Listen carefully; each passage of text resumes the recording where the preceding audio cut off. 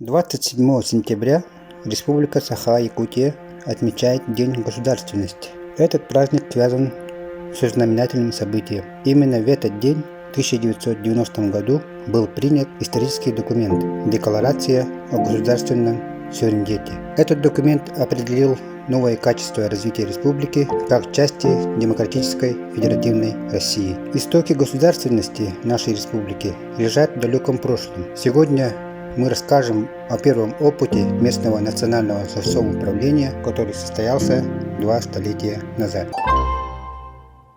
В июле 1821 года был учрежден особый сибирский комитет. Ему предписывалось подробное рассмотрение общих и частных предложений по предмету устройства Сибирского края и постепенное введение их в действие. И вот 9 марта 1822 года Сибирский комитет рассмотрел устав об управлении инородцев.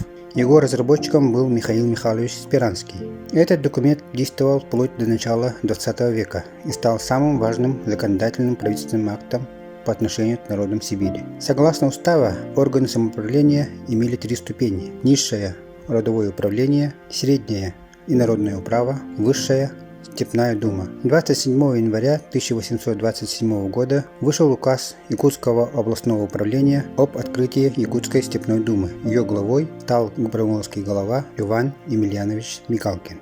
Иван Емельянович Мигалкин, первый родоначальник степной думы, был потомком знаменитого князя, знаменитого Легоя.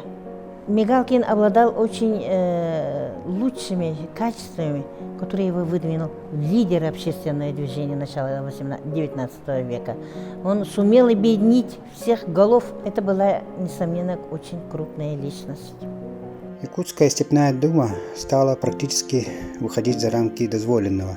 Она стала препятствием казнократства и мздоимства чиновников, породила конкуренцию земледельцам-казакам и купеческому сословию. Такая самостоятельность породила ряд недовольств и открытого сопротивления ее деятельности.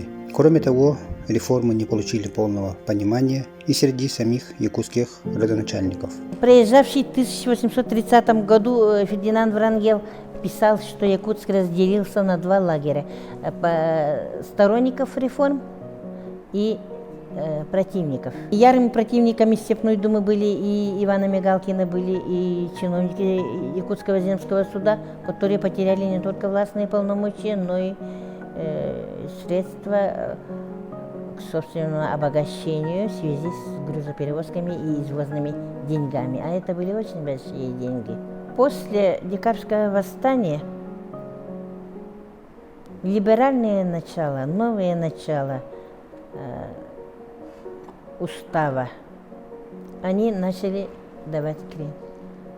И они на Степную думу ополчилось казачество, чиновничество, торговые люди. И в самом областном правлении находились люди, которые не поддерживали реформ. Поэтому надо было укрепить статус Степной думы. И Иван Емельянович Мигалкин решил отправить депутацию в Санкт-Петербург, подобно прошлому. То есть выезду депутации Саранова и Аршакова. Для этих целей Иван Мигалкин созвал знаменитое, вошедшее в историю Семиулусное собрание якутов в июле 1830 года. Собрание только так называлось – Семиулусное собрание Степной думы.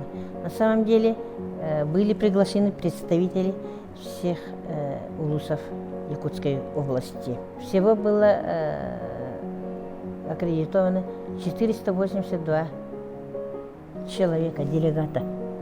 То есть это был съезд сам. Население самого Якутска тогда составляло около 2000 человек. И вдруг наехало около 500 человек якутов. Я еще не считаю там коневодов, там этих, слуг.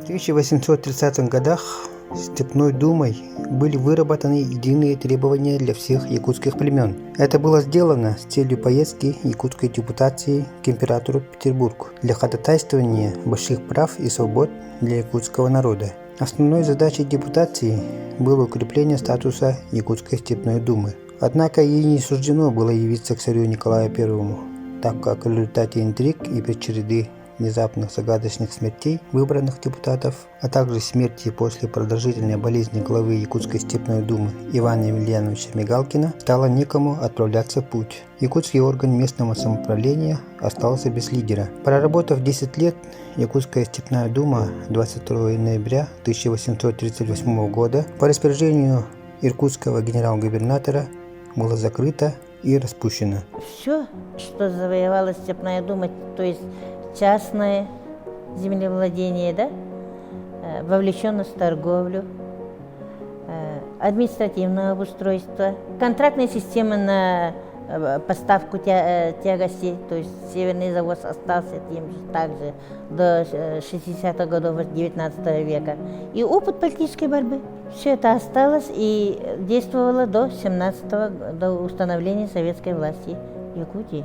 Поэтому кратковременное существование Якутской степной думы можно считать этапом развития государственности. Якутская степная дума не обладала никакими политическими правами. Она выполняла роль между населением и вышестоящей властью, но постепенно добивалась политических прав для населения. Благодаря деятельности Якутской степной думы, в частности, стало возможным добиваться большой экономической, финансовой, политической самостоятельности.